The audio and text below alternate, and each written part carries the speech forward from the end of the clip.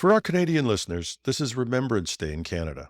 We remember those who fought in our country's wars and those who gave the ultimate sacrifice so we could enjoy the freedom that we have today. To the veterans in our audience, and to those who have a veteran in your family, our thoughts are with you on this day of remembrance. Anthropic, Palantir, and Amazon collaborate on defense AI for the U.S. intelligence agencies. AMD joins the party with its own open-source AI model. And VentureLab makes a major announcement in advancing the semiconductor industry in Canada. Welcome to #Trending. I'm your host, Jim Love. Let's get into it. Anthropic, Palantir, and Amazon Web Services, AWS, have joined forces to offer advanced AI models to U.S. intelligence and defense agencies. The collaboration centers around Anthropic's Claude models, which will be integrated into Palantir's data analytics platform and hosted on AWS's highly secure Impact Level 6 infrastructure. The reports say that the partnership will allow agencies to process vast amounts of data quickly, enhance insights, identify patterns, and streamline document reviews. By embedding these AI tools into government workflows, the partnership aims to improve decision-making in critical situations while preserving human oversight. The collaboration highlights the growing trend of AI adoption in public sector operations, especially in high-security environments where contractors must meet stringent accreditation requirements. Anthropic, a competitor to OpenAI, benefits from Amazon's investment, while Palantir's established position in defense makes it a key player in the AI transformation of government operations. This move aligns with the broader trend where tech companies like Meta and Scale AI are developing AI solutions for defense, such as the Pentagon's Defense Llama. Following on the heels of NVIDIA's new open-source AI, AMD has joined the game, introducing OLMo, its first open-sourced large language model targeting both data centers and smaller organizations. Trained in-house, OLMo offers advanced reasoning and conversational capabilities similar to other LLMs like OpenAI's GPT-4. The model can run on AMD Instinct MI250 GPUs, as well as PCs equipped with Ryzen AI processors and neural processing units. AMD also provides AI infrastructure for developers through its AMD Developer Cloud. OLMo is designed to be flexible, allowing organizations to customize the model by adding their own data during training. The initial OLMo model features 1 billion parameters and was trained using a cluster of Instinct GPUs, processing over 1.3 trillion tokens. The training involved 3 stages, culminating in alignment with human preferences to ensure that the model reflects human values. Benchmarks show OLMo performing well in comparison with other open-source models like TinyLlama and MobileLlama, particularly in areas like coding, mathematics, and instruction following. It also met responsible AI standards, scoring well on tests that measure truthful statements and toxic language. AMD has made OLMo available for free, offering a powerful tool for developers and businesses looking to leverage AI without proprietary restrictions. There's a link to the download in the show notes. And VentureLab, a key player in Canada's hardware technology and enterprise software community. It's helped over 6,800 entrepreneurs raise more than $420 million in capital. They've partnered with Hudson Valley Fast Fab Inc. to provide advanced solutions for the semiconductor and microelectronics industry.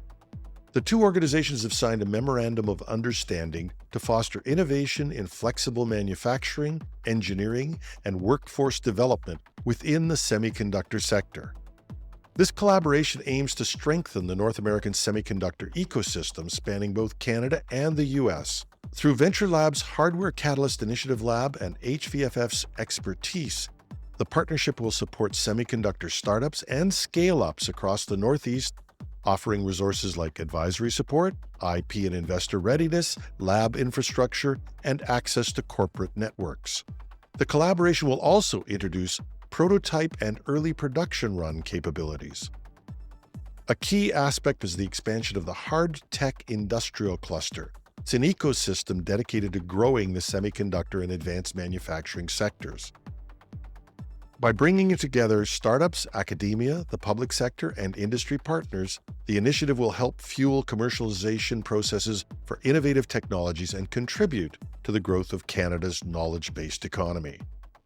Hugh Chow, the CEO of VentureLab, expressed excitement about the partnership, stating, Most people, even Canadian, are not quite aware that we actually have such a strong legacy. In fact, outside of Silicon Valley, we perhaps have one of the most highest concentration of microchip designer on this planet. And we have a lot of very successful homegrown semiconductor companies. So yeah, I mean, it's a sector that we are very strong, and there's no reason why we don't continue to build upon it. One of the things we're doing right now with Hudson Valley Fast Fab, we call that hot tech industrial cluster, is to bring back some of those manufacturing, not necessarily all of it, but at least some of it. Some of those that we have the capability and the talent to make happen. No one has a crystal ball. We don't know what future looks like.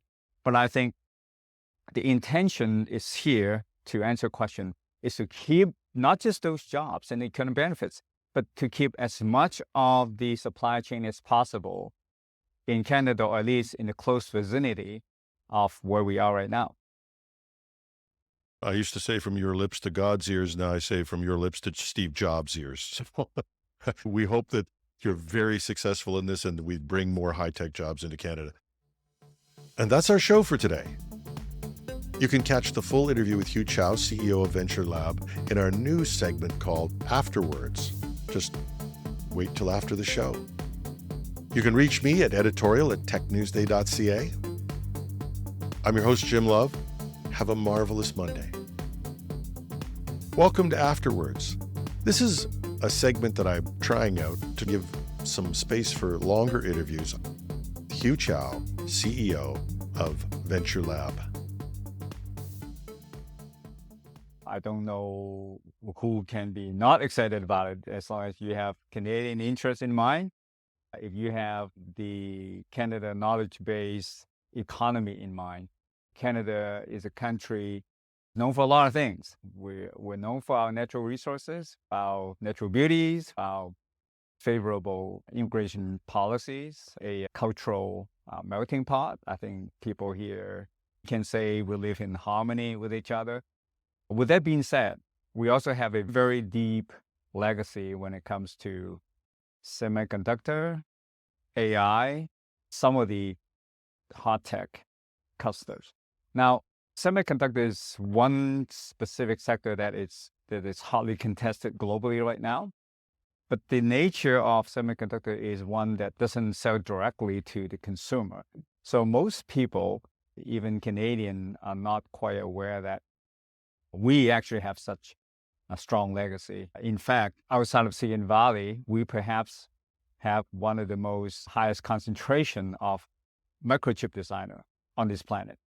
And we have a lot of very successful homegrown semiconductor companies. To name a few, way back when in the 90s, there were ATI technology, later on got acquired by AMD, which led to AMD's lead in the GPU and AI computing capability today, rivaling NVIDIA. We have Wave, a homegrown microchip company on the latest, greatest interface technology, went public on the London Stock Exchange a few years back for over $4 billion. Many startups are making a mark on the world scene. So yeah, I mean, it's a sector that we are very strong, and there's no reason why we don't continue to build upon it. What would the most reliable partner in upstate New York, like Hudson Valley Fast Fab? Yeah, and I think the question a lot of us ask is, how do we ensure that these benefits stay in Canada? How do we ensure our economy grows and we're not just growing these companies to sell them off to other places in the world? Well, I think that's a very good question. Even if the company got sold to somewhere else in the world, we benefit. But I think your question is well positioned because we want to maximize the benefits. We don't want just some of the benefits. And let me perhaps get a little deeper into the semiconductor industry. As successful as NVIDIA now is because of the explosion of AI. At one point, it was a company with a larger market cap than even Apple. They do a lot of the manufacturing offshore. It's a model, it's a business model called fabless business model, invented way back, with the TSMC great Morris Chan. But what that means is that as successful as a company like NVIDIA, they do a lot of the work offshore. But you can argue that, well, what if some of the supply chain can be reshored, which is a part of US policy now, to recognize it for a whole slew of reasons without getting into geopolitics, simply from the economic benefit standpoint. There's no reason why bringing back some of those supply chain isn't good for the economy for the US, and by the same token, isn't good for us. And that's exactly what we're doing right now. One of the things we're doing right now with Hudson Valley Fast Lab, we call that hot tech industrial cluster, is to bring back some of those manufacturing, not necessarily all of it, but at least some of it. Some of those that we have the capability and the talent to make happen. For example, in Canada, we have abundance of land. We have very abundant supply of water and power. We have a lot of skilled workers. Look at the auto industry that we have, right? So there's no reason why we cannot take advantage of all those ingredients and have some of those capability reshored back here. The company will continue to be fabless, but instead of outsourcing it offshore, we'll be outsourcing it to some other company that's onshore. No one has a crystal ball. We don't know what future looks like, but I think the intention is here, to answer your question, is to keep not just those jobs and the economic benefits, but to keep as much of the supply chain as possible in Canada, or at least in the close vicinity of where we are right now. I used to say from your lips to God's ears. Now I say from your lips to Steve Jobs' ears. We hope that you're very successful in this and we bring more high-tech jobs into Canada. Thank you so much, Hugh. I know you've had a busy day, and thank you for taking the time out to come in and talk to our audience.